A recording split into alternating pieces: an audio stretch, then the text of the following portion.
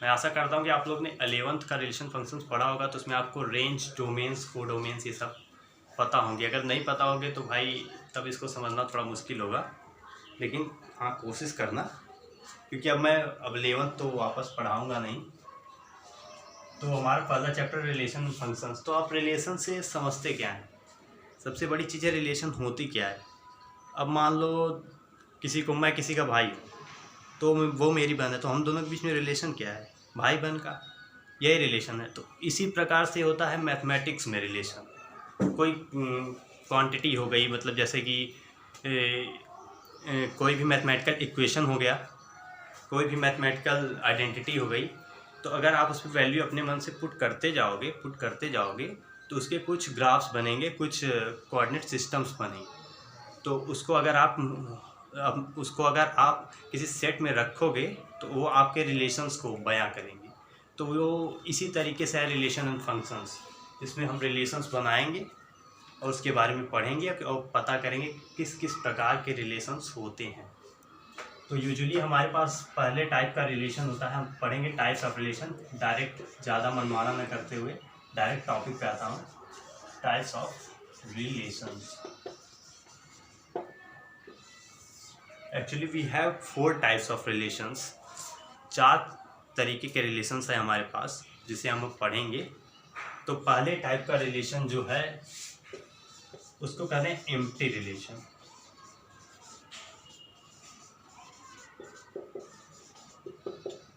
अगर बिहेवियर में देखा जाए, जैसे कि अब मैं आपका कुछ, मान लीजिए आप मुझे अपना टीचर समझते हैं, तब तो मेरा आपके साथ रिलेशन है।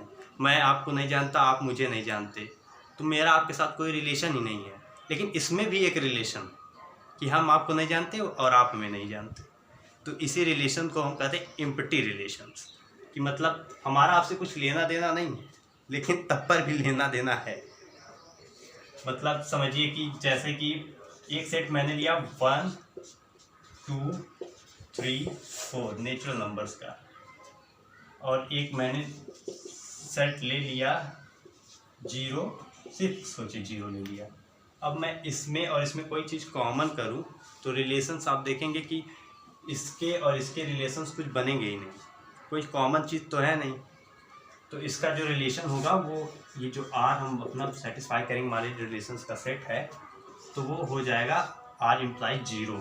इट मीन्स कि ये रिलेशन एम्प्टी रिलेशन है। ये हमारे साथ इसके अंदर कोई एलिमेंट नहीं है, सिर्फ फाई है। जैसा कि आप लोगों ने 11th में पढ़ा होगा कि सिर्फ फाई है। तो अब अपना अगला रिलेशन हम लोग पढ़ेंगे कि सेकेंड टाइप ऑफ रिलेशन होता क्या है। सेकेंड टाइप ऑफ रिलेशन में है हम लोग का यूनिवर्सल रिलेशन।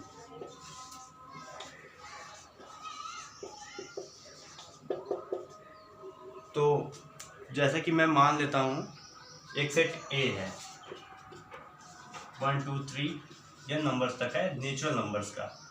और सिमिलरली इसी सेट को मैं उठाता हूँ और इसको मैं वापस से 1 2 3 पूरा नेचुरल नंबर्स का ही सेट है, सेकेंड इसी को अगर मैं इसका क्रॉस फिगर करूँ, ये क्रॉस A, तो आप देखेंगे कि जितने भी चीज़ कॉमन्स आएंगे, इसमें रिलेशंस बनेंगे, ये दोनों तो सेम होंगे। मतलब सब एलिमेंट के रिलेशन एक दूसरे के साथ बन रहे हैं, क्योंकि ये सब तो इक्वल हैं। तो इसीलिए इसको हम लोग कहते हैं यूनिवर्सल रिलेशन। यूनिवर्सल रिलेशन मतलब इसमें सब कुछ है, जो A में है वही अगले सेट में भी है। तो यही है यूनिवर्सल रिलेशन। तो यूनिवर्सल रिलेशन यही है कि आप किसी भी सेम सेट्स का अगर क्रॉस फिगर बनाओगे तो जो रिलेशन बनेगा वो इन सब का इक्वल होगा। कि मतलब ये सब A तो A में होगा ही। अगर मैं कहूँ आप अपने आप के लिए आप तो हैं ही, मतलब आप हैं, तो इसको मतलब आप पूरा यूनिवर्सल ब्रह्मांड समझिए कि ब्रह्मांड में सब कुछ है, तो इस रिलेशन में भी सब कुछ है। ब्रह्मांड से एग्जाम्पल है, अब कुछ भी आप ले सकते हैं। अब थर्ड टाइप ऑफ जो रिलेशंस हैं, इसके कुछ सब टॉपिक्स हैं। देयर आर 3 सब topics of this relations. First is reflexive relations, and thereafter I will make you sure about other relations which is equivalence. So first relation हम लोग का क्या है? Reflexive. सपोज करो एक रिलेशन मैंने रिलेशंस का सेट लिया, ए हो गया, ए बी हो गया,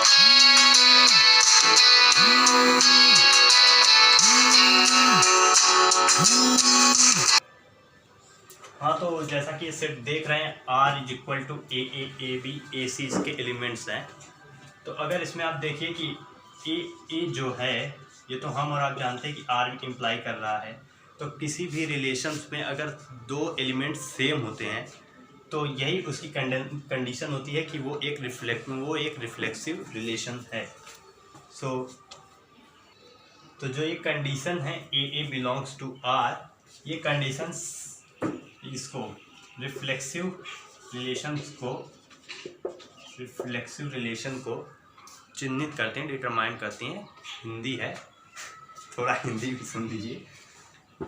और अब इसके बाद सेकेंड सब टॉपिक है इस रिलेशन के, थर्ड वाली रिलेशन में सेकेंड सब टॉपिक है रिफ्लेक्सिव सिमेट्रिक रिलेशन।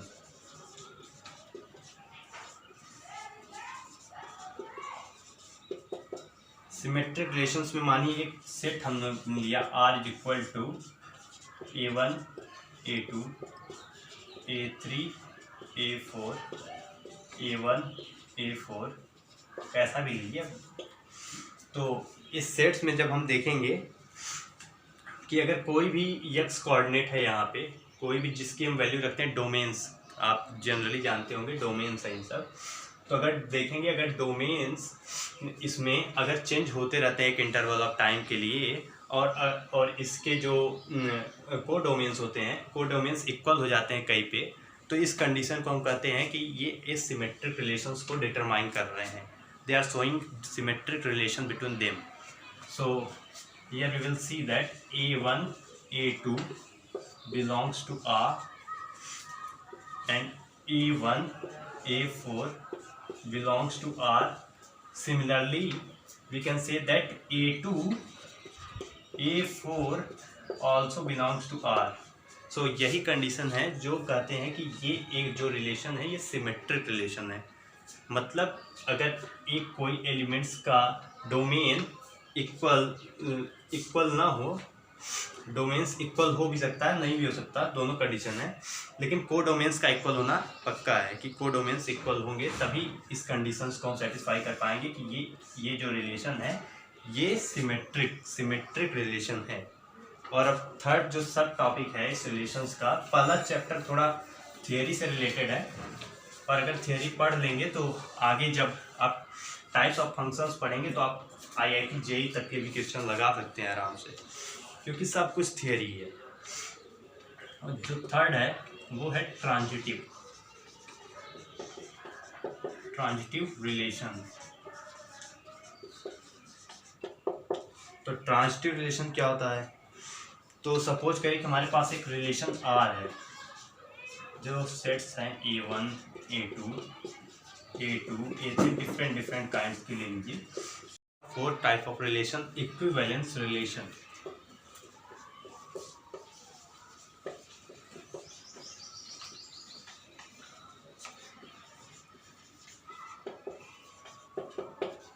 तो ऐसा रिलेशन इक्विवेलेंस रिलेशन कहलाता है जिसके जो सिमेट्रिक रिलेशंस, रिफ्लेक्सिव रिलेशंस और उसके बाद ट्रांजिटिव रिलेशंस से मिलके बना हुआ होता है। तो the relation comprises of reflexive, symmetric and transitive relations is known as equivalence relation.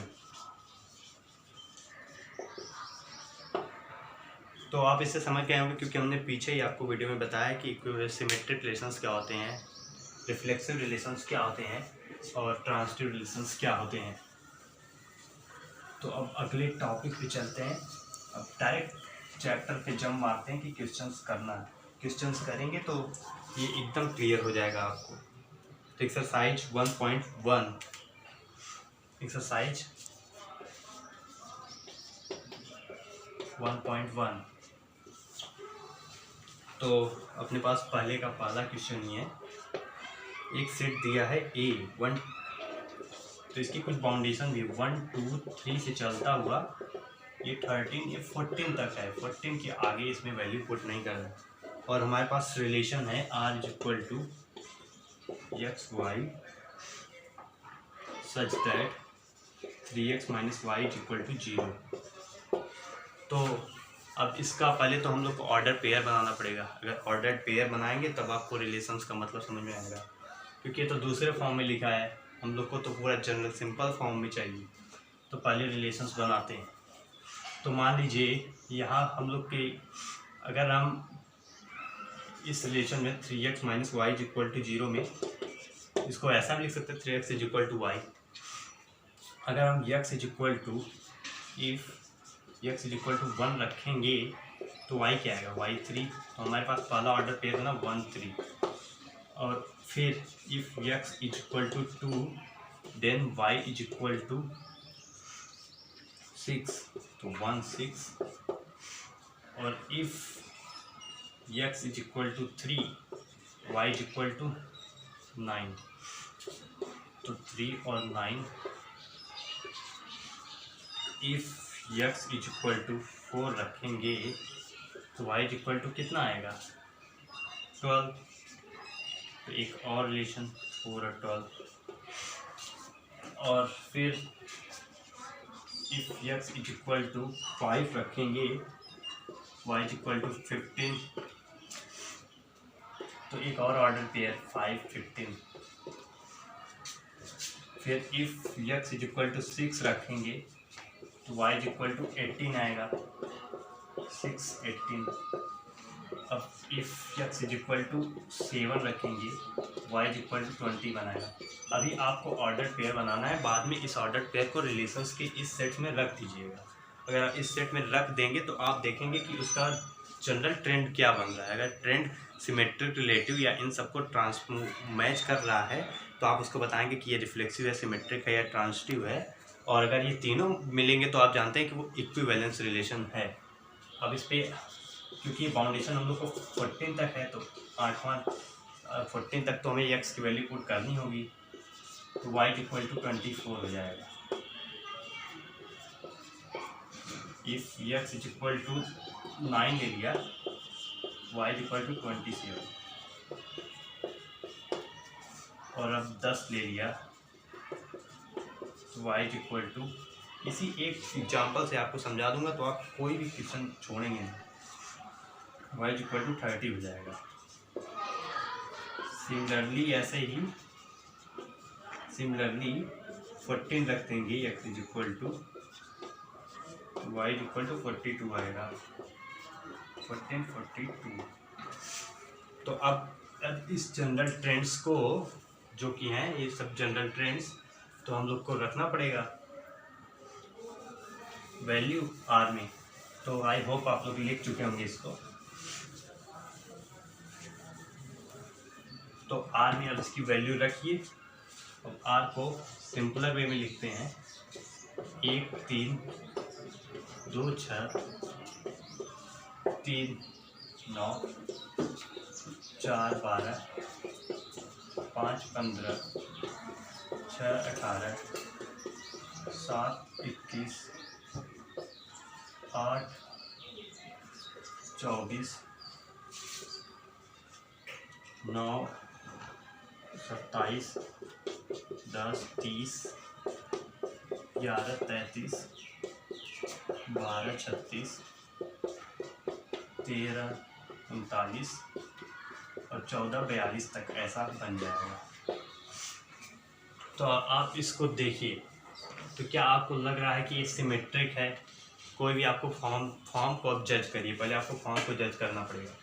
1 3 2 6 मतलब सिमेट्रिक तो आपको देखेंगे तो सिमेट्रिक तो कहीं है ही नहीं, वो रिफ्लेक्सिव तो कहीं है नहीं, क्योंकि यहाँ पे दो नंबर्स कहीं सेम दिखा रहे हैं, एक्स और वाई सेम दिखाई दे रहे हैं। नहीं 1 1 होता तब मानते कि ये रिफ्लेक्सिव है। टू होता तो रिफ्लेक्सिव होता। तो मान लीजिए अब ये तो फिक्स हो गया कि इक्विवेलेंस रिलेशन नहीं है, क्योंकि रिफ्लेक्सिव इज एब्सेंट। तो क्योंकि रिफ्लेक्सिव का टाइप क्या था, ए ए, बी बी, सी सी, ऐसा करके होगा कि जो भी यहाँ होगा एक्स कोऑर्डिनेट होगा वही भी वाई कोऑर्डिनेट होगा।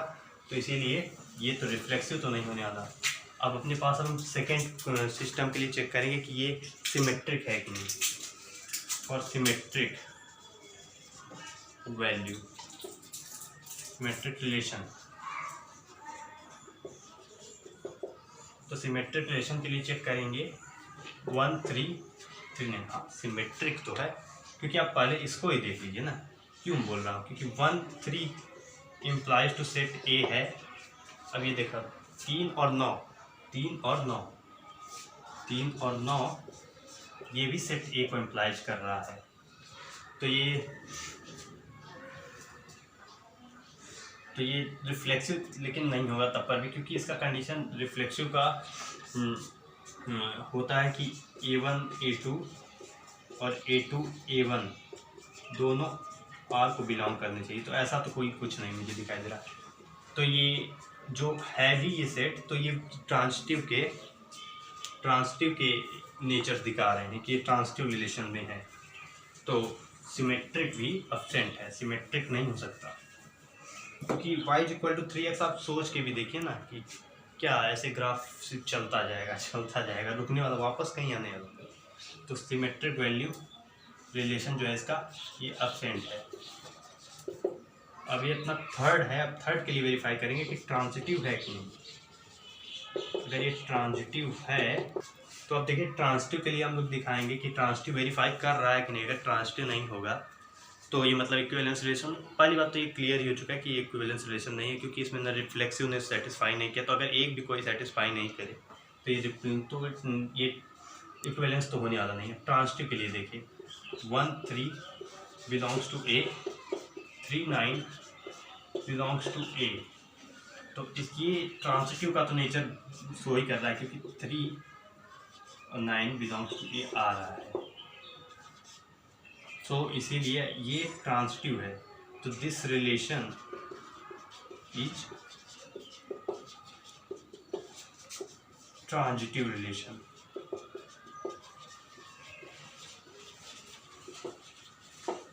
सिमिलरली पहला तो हो गया। सिमिलरली आप सेकेंड क्वेश्चन देखिए। तो y = x + 5। ये तो देखने से ही पता चल रहा है कि अब आप x की जो वैल्यू रखते जाएंगे, लेकिन ये सेट ऑफ नेचुरल नंबर्स है और x इसका जो होगा वो <4 होगा। तो ये देखिए कहाँ से शुरू होगा। एक होगा इसका रिलेशन, अगर 1 रखेंगे तो 1 6, एक होगा 2 7 3 8। अब इस रिलेशन में आप देखिए तो ये न ट्रांजिटिव है, न ये ट्रांजिटिव है, न ये सिमेट्रिक है, न ये कोई रिलेशन है ही नहीं ये। क्योंकि न ये इसमें देखिए न A1 A नहीं तो सेटिस्फाई नहीं कर रहा, न इसमें A1 A2 belongs to A और A2 A1 belongs to A satisfy नहीं कर रहा, और A1 A2 belongs to A और A2 A3 बिलोंग्स टू एक कहीं है ही नहीं, सेटिस्फाई नहीं कर रहा। तो इसका मतलब कोई रिलेशन नहीं होगा, ना ही ट्रांजिटिव होगा, ना ही रिफ्लेक्टिव होगा, ना ही सिमेट्रिक होगा। अब तीसरा है y = x। ऐसा सिमिलरली आप करते जाएंगे। और अगर ये स्पेशल टाइप का ये है दूसरा वाला क्वेश्चन देख लीजिए। ये इसलिए नहीं होगा, ये रिफ्लेक्सिव और सिमेट्रिक इसलिए नहीं होगा क्योंकि इसमें लेस देन और इक्वल का है। तो इससे बड़ा। तो अब आप क्वेश्चन सॉल्व करिए और आपको नेक्स्ट वीडियो में हम मिलते हैं।